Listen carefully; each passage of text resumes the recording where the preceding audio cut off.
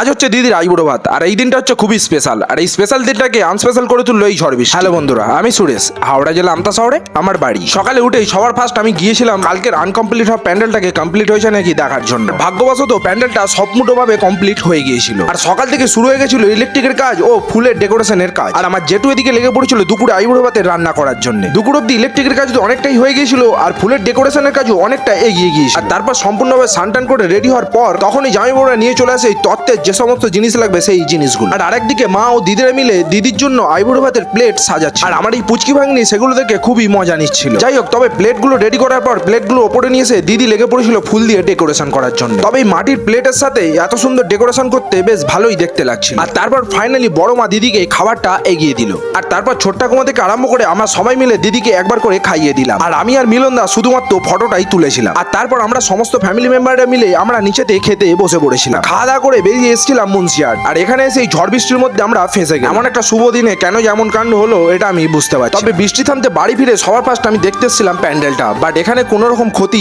হয়নি। এটা দেখে সত্যি আমি অনেকটাই খুশি হয়েছিলাম। আর যেহেতু আজকে লাইটের কোনো কাজ নেই, তাই আর কি আমি যাচ্ছিলাম এই মেন সুইচটা এখান থেকে অফ করতে, কারণ এই মেন সুইচটা অফ করলে সব